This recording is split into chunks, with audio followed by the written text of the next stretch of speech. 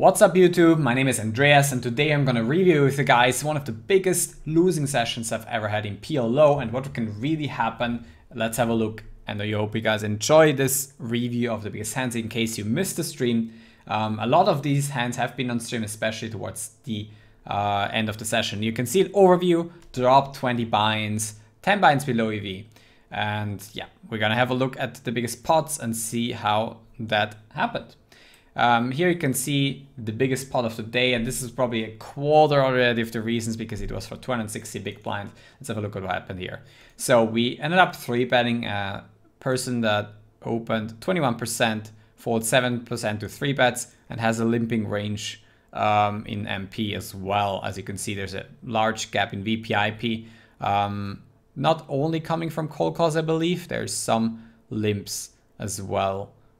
Going on there. I don't have a limping set at the moment, but definitely sure that there's something going on there. So we end up going 3-way to the flop, face a third pot size bet, which can be basically a lot of things here. It can be top set, it can be top 2, it can be draws, and yeah, a lot of the times it's going to be clubs since we don't have the clubs in our hand. I think here at this point I'm not raising very many hands. I'm definitely raising some hands, definitely centered around the jack and having like an overpair plus clubs or something, like really strong stuff, but very, very deep. So I'm gonna have to play a lot of turns anyway. On the turn, it's a very interesting card. Here we have the possibility of having basically aces and 2 flush draws in case we didn't raise the clubs and the aces on the flop. And he decides to pot size bet. Now in here, definitely we have a decision to make, and I went with the option to raise full pot. If we were $500 deep, I probably wouldn't do that since the punishment of running into top set is much bigger. We're about 25% or 23% against top set here. And we're definitely very good against draws, and especially some of the hands we'll be raising here will be punishing draws a lot, since whenever he has let's say a gut shot and a club draw or some of those weaker combo draws with a pair, he's not going to be happily calling a pot size raise, and he's going to be forced out of a lot of equity here. But however, if he obviously has a pair, an open and straight draw and a club draw, he has a clear cut call and has to see some rivers. So what ended up happening is he called the river run out at 3, which wasn't a club, he bet. And I basically still have a decision here. I'm not just gonna say, okay, I have to call it off, it's 19 to whatever. No, I'm still gonna fold some hands here, probably a hand like a jack and clubs and diamonds that has basically just a jack and with a 10 kicker and a 9 kicker. These are the hands that I'm willing to fold here on the river because it's going to be the weakest, and it's going to be also blocking ace 5 and these sorts of hands the least, but definitely calling here with the aces in this hand, not blocking the clubs, and it's definitely not impossible to people bluff here, even though it's somewhat unlikely. But you definitely also don't have to be very good here often enough. Now, if you see like the best outcome here, what that would be is basically you having clubs over diamonds and clubs over diamonds and clubs, which would be in a scenario like this. This would be the dream scenario. That would be a 3-1. If you have only what I have here, ace of diamonds, 4 of diamonds, ace of hearts, deuce of hearts, you can see that the equity of mine drops to a 54-45, which was the case against him as well. And if you basically take away his clubs and making him have diamonds, because he could also have check 9, 7, 8 single suited, or these hands of some sort, it becomes a 70-30. And then, as I mentioned earlier, if we are up against check 9, 8, I do believe that he has some of those better hands. Then on average, if we give him suits as well, that's going to be diamonds, since you know the check of clubs is already there. He surely could have check 9, 8 with clubs. Then obviously, oops, that would be giving him some more equity. But yeah, these are basically the different outcomes. But yeah, this is a very poor situation, and against average jacks or just random jacks would be 23. So yeah, probably a little bit less than that. These would be the outcomes. I do believe like in weighted frequencies, he's not going to have jacks nearly as much as all these other hands and combo draws. And given that I have, you know, a hand on the river, this is another thought process. When I do make my hand, I also perceive to make a good hand. For when the 4 deuce hits, my range does improve a lot, since I was 3-betting him. I'm gonna have a lot of aces, And yeah, I'm not gonna get that much value basically from bastard draws since I'm perceived to be going to call down. So I rather want to push equity edges here against hands, given that I can get most of my stack in. As I said before, if I cannot get most of my stack in, it becomes more and more dangerous. First of all, I'm gonna get punished by jacks. Second of all, there is a lot of money to play behind, and a lot of straight runners like the 3 or an 8 or something, I'm gonna have a hard time, making bluff catching decisions on the river. Here with 19 to 350, I think the mistake is never going to be that big, and I'm still going to fold some hands as I said before. But yeah, to see basically already quarter of what happened here, pretty big hand. But that's basically the approach that I had there. And I was going to call more like weaker hands that have just aces and 4 overcards than the hand that I had. Or like 2 different side cards. So here we have aces and the money goes in, so no big deal. Ace check then an 8. I go ahead and call the squeeze here. And this guy calls as well. We flop great, money goes in, he has a set, we have a combo draw, and we lose a pot to him. We have ace 8, 7, 5 double suited here, and get again 4-bet. Call, go 3-way to the flop. Flop decent enough here. We get too good of a price. We're only getting like 1 in 5, and even though we're dominating here in suits, we almost have our equity.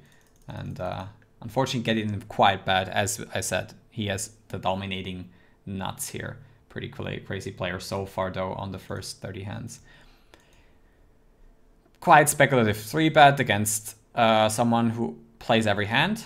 But I tried to isolate, got 4-bet, called, and on this board I stacked off for less than pot size with a backdoor flush draw and a front door flush draw. Fortune has aces and kings and takes it down on an ace turn. I have queen jack 10-9 double suited, go for the flop check, money goes in on a turn, as he check backs raises turn with the nuts and no redraw. We have a redraw, which is great.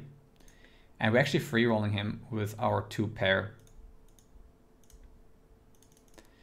Here we have queens and 3s double suited. And then this guy here, all of a sudden, who 3-bets by the way a lot already on the 75 sample, decides to mean 3-bet click, which doesn't mean anything most of the time. Sometimes it's going to be an aces, sometimes not. We cannot say what is for sure. It's also not a great play, obviously, if you have aces. So what happens here, we all call and we flop middle set. Donk into a 4-way pot. You know, there's a short stack here, so maybe you want to do something different, but I didn't want to give, and here's also a guy that could min raise and then put him to decision. He has pots is left, so he's going to stack off with a bunch of hands that just have an ace and a gutter in it. He folds though, this guy raises, and we get the money in. He has top set and wins the pot.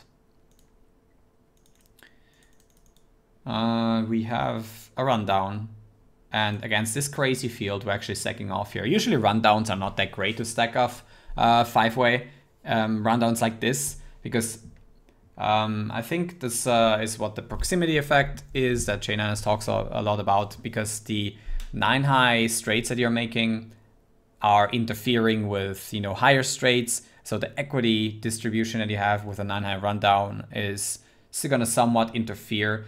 As you go down to 8-high rundowns double suited, 7-high rundowns double suited, your equity is going to get much better against those high card heavy ranges because you're not interfering with their equities all that much.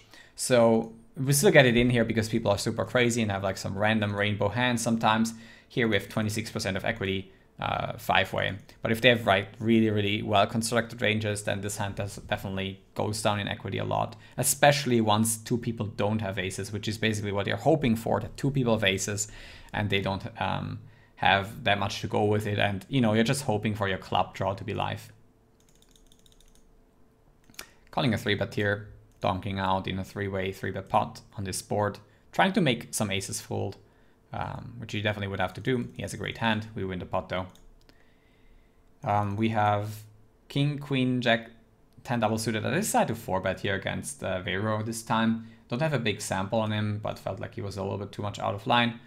Otherwise it would just go with a call, having a non-ace double suited hand.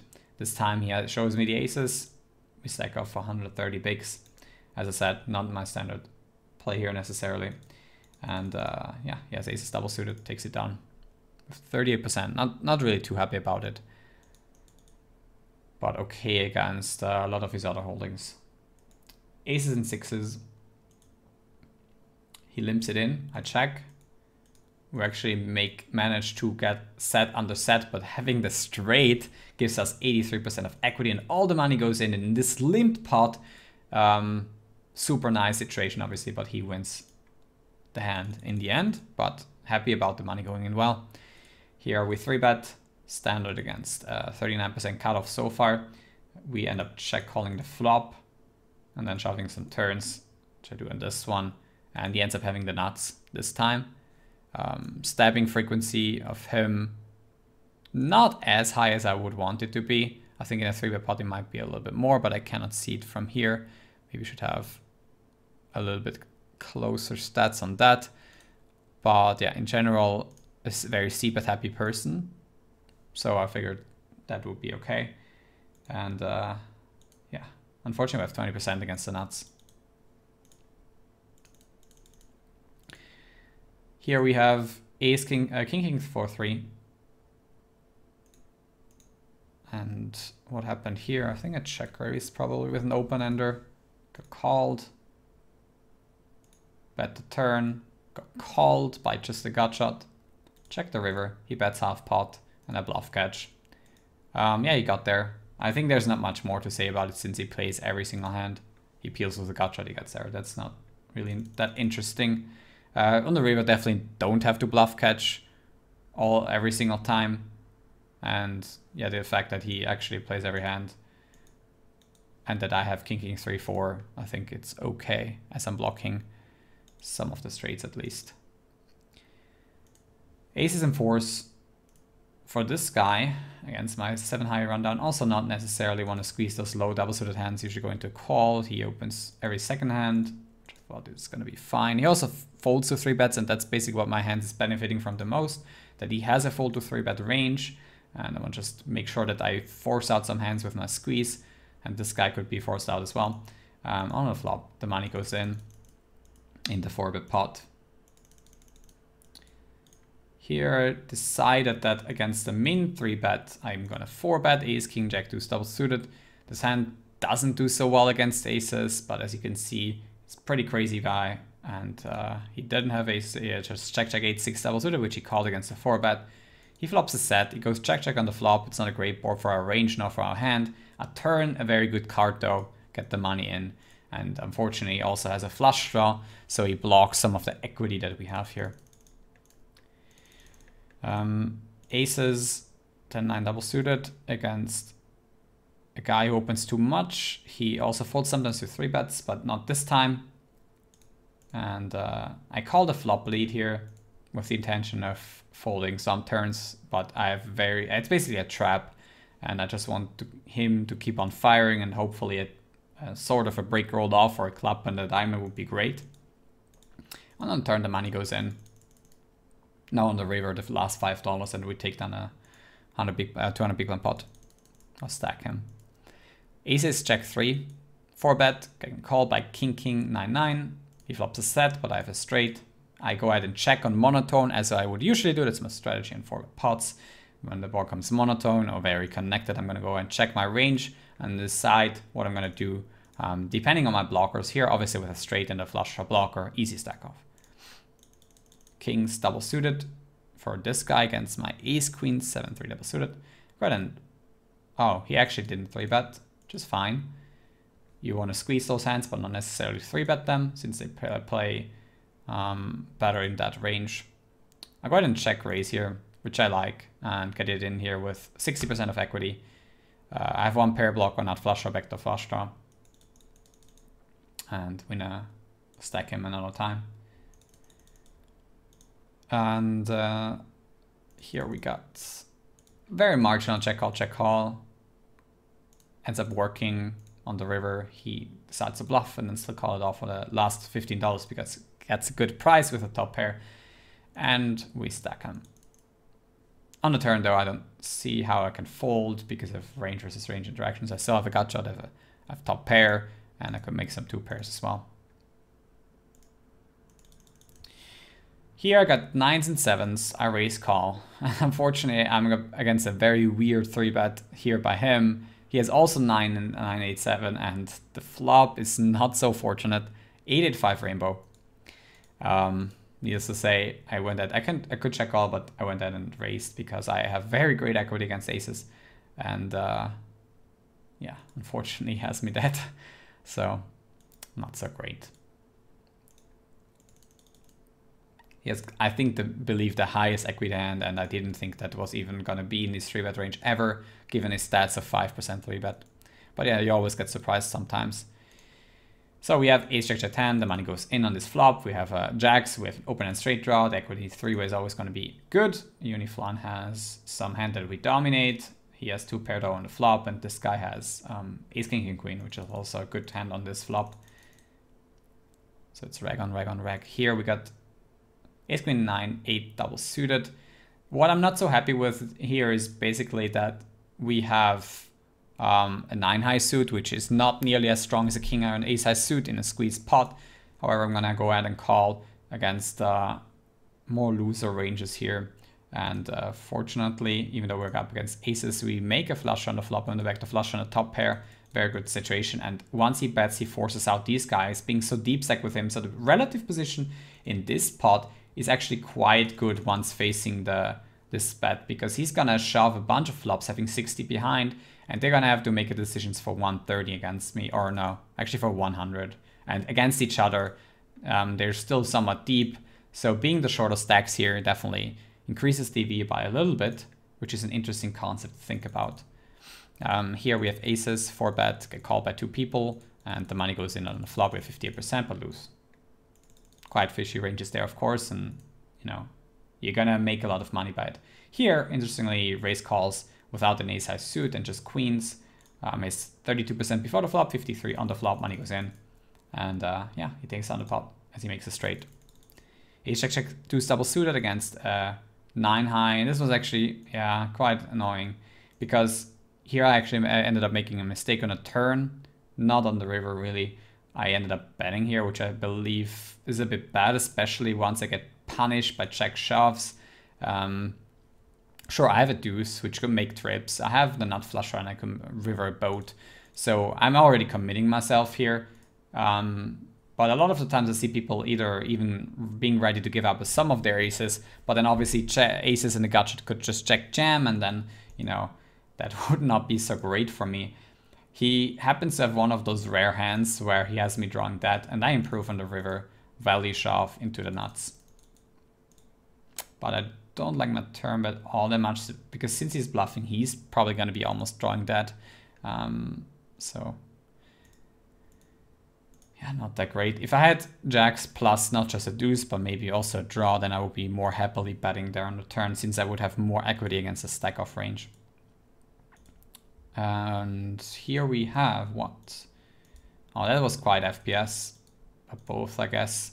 He shouldn't bet on the river ever, and I decide to shove. This is a bluff since I can never win, and since I really didn't think he would ever show up with a flush, and sometimes just hero fold hands like the same 2 pair, and he was more black betting and hoping that I would ever, you know, that I would check back here with a flush.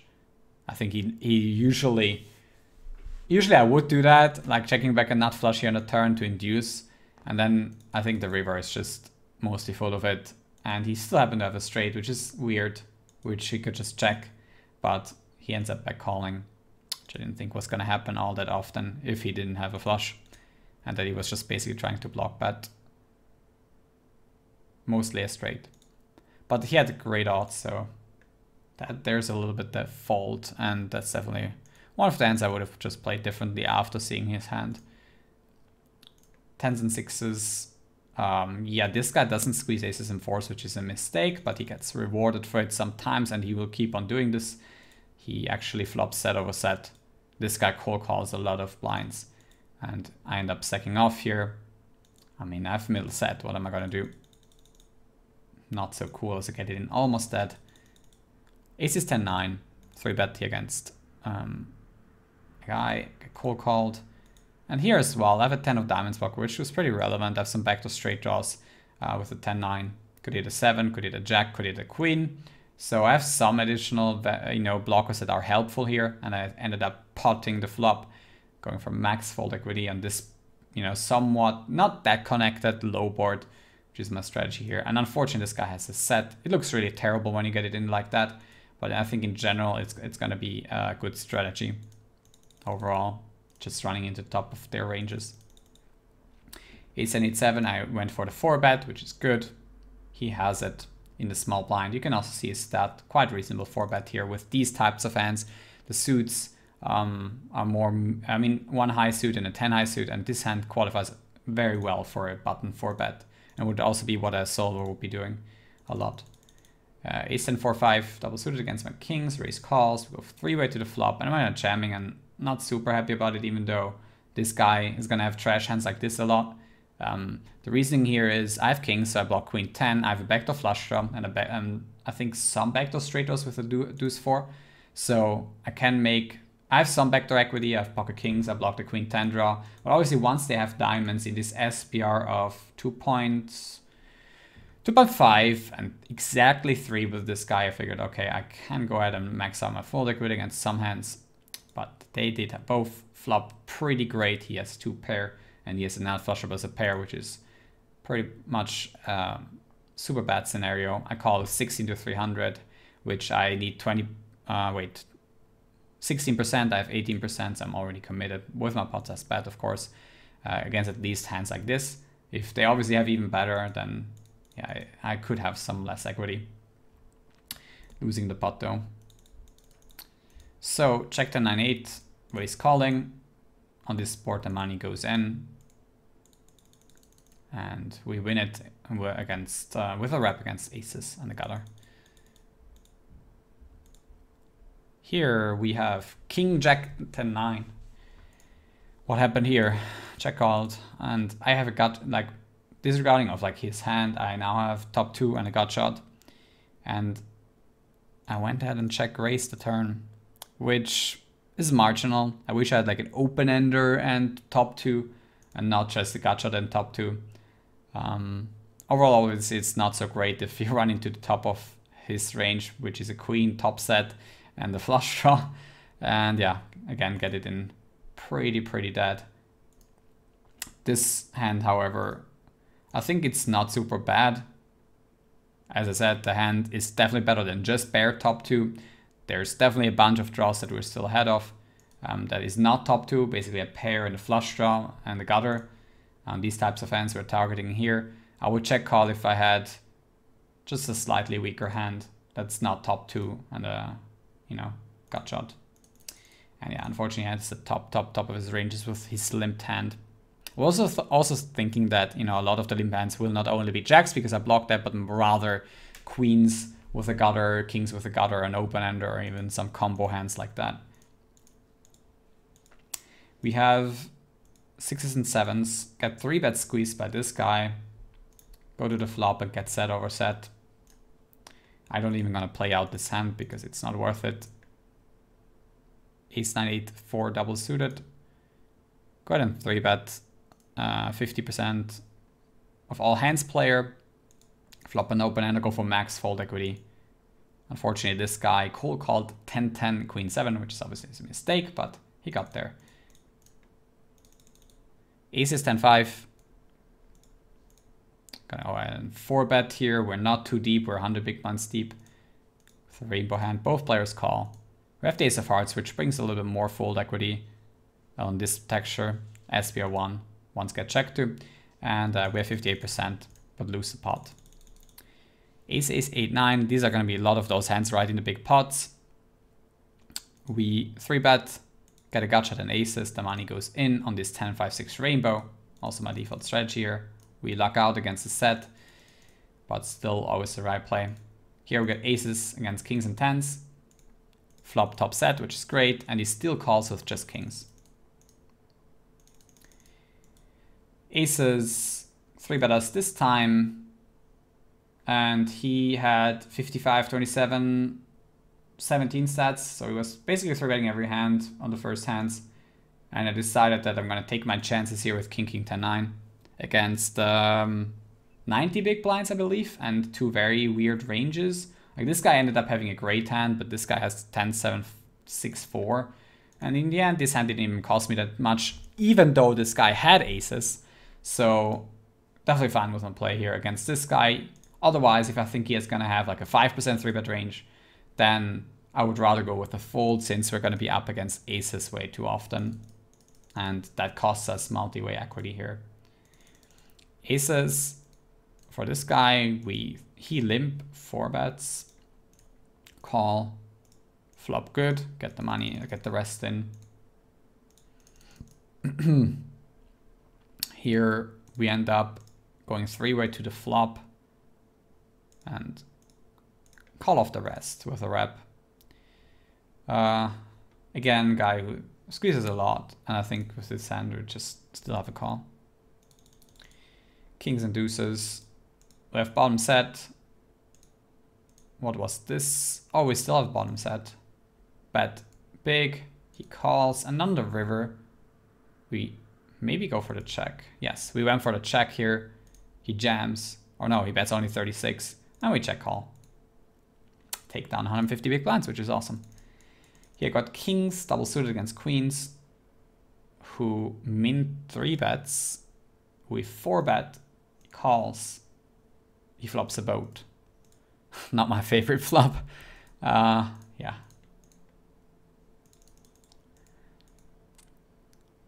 Ace, king, queen, 4 double suited. We 3-bet, ended up betting half pot with a very good hand.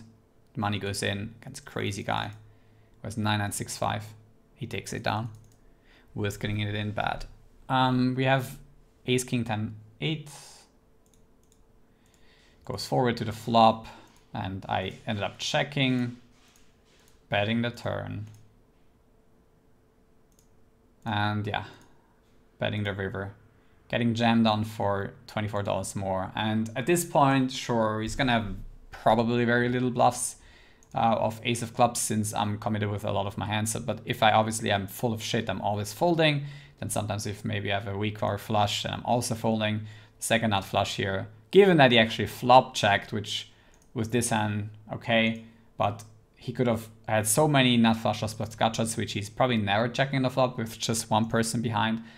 So yeah, ended up making the call for getting 1 in 6. We cannot know, obviously, how many bluffs he has here, but in general, I think calling here is going to be fine for that price.